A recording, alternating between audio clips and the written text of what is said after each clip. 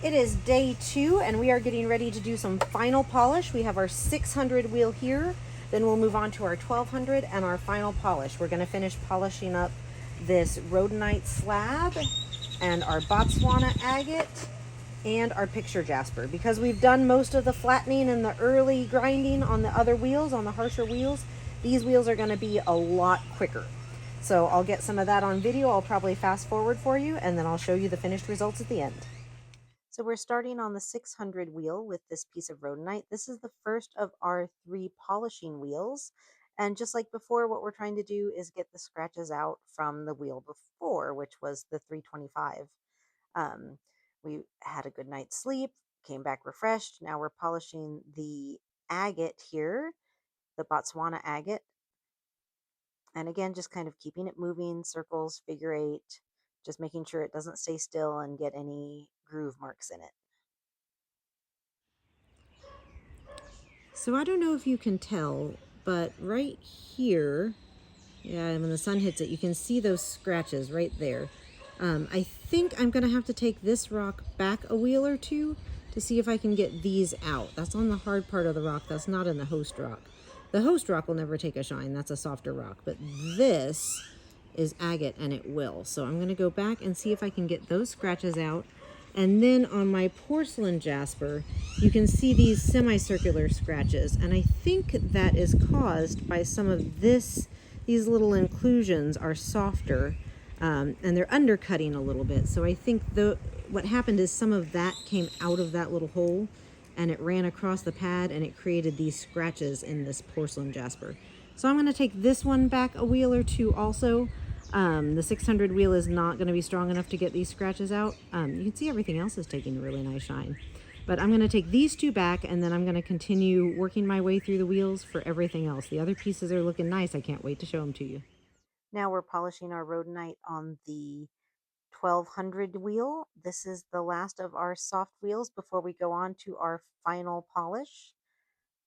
Again, we're just moving back and forth, trying to make sure there's no scratches, get that beautiful shine on this rock. This is the slab, trying to polish both pieces. Then we move on to doing the same thing in the Botswana agate. There may be a few little scratches left in this, but I took a chance and left them there just because the further I dug, the more those fractures really stood out. And I wasn't real thrilled with those fractures getting deeper. So I decided to leave it where it was, and I still think it took a beautiful shine. And we're on to final polish. What you see here is a 12,000 grit diamond paste and just a little spritz of water. And once that water starts to dry out, you feel a drag on the rock, and that's when it's time to stop with this polish. I've sped everything up so that you don't have to watch this in real time because it gets kind of slow. We are through polish stages and it's time for the big reveal. Here is our porcelain jasper, and right there in the middle is where we had all those problems with scratches, and you saw me take that all the way back to stage 1, the 180 grit. I think it paid off. It's really pretty. It didn't take a high mirror shine, but it's still pretty shiny. Here's the other side, and for comparison you can see what we started with. So we definitely have a much improved piece of rock, some depth of color. Really pretty. I'm thrilled with that. Next we have our rhodonite, and here is that slab where we polished both pieces, and the sun just went behind the clouds again, so you can't see how really shiny this is, but this took a great shine. It's super smooth, really nice piece.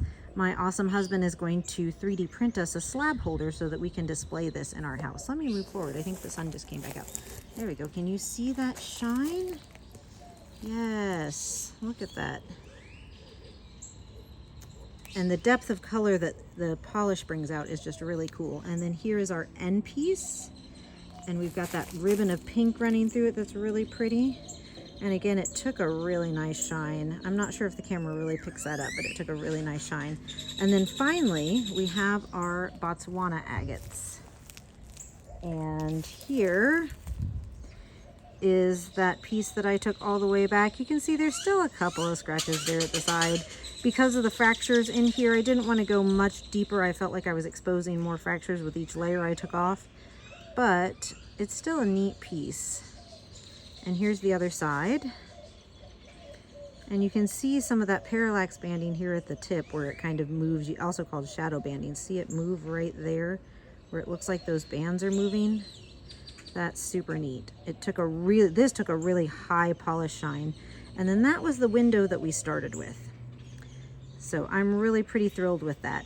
The cabochons are in the freezer so that the dop wax comes off, and I will be right back to show you what those turned out like. So here are the cabochons off their dop sticks and all cleaned up. This is the landscaping rock, and this is the only one that even took like sort of a shine, and even then it's still pretty dull.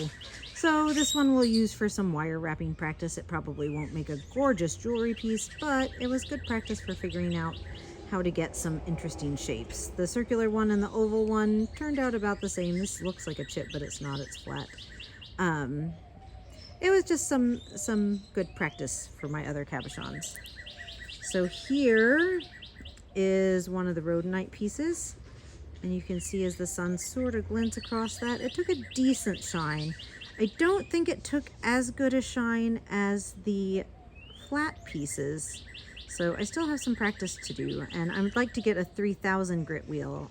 The highest mine went up to is 1200, so I'd like a 3000 grit before that final 12,000 diamond polish felt pad. But it's still kind of a neat piece, and I look forward to wrapping it some more. Here's the oval shape that turned out kind of neat. I like the little pink at the end there. This one was not as hard to shape as I was afraid it was going to be, so I'm kind of pleased with that. Again, it took about the same amount of shine as the other one. And finally, my favorite one was this one with this river of pink running through it. I might have spent a little bit of extra time on this one. I wound up taking it back to the 80 grit because it had a flat spot in the middle that I feel like I've gotten all out. I'm really thrilled with the way this came out, and this will be a piece that I for sure keep for myself and wrap and turn into a pendant to wear as a necklace. Thanks guys for watching. I hope you enjoyed the polishing on the flat lap. Be sure to like and subscribe and hit that bell so you get notifications when a new video is posted. Thank you.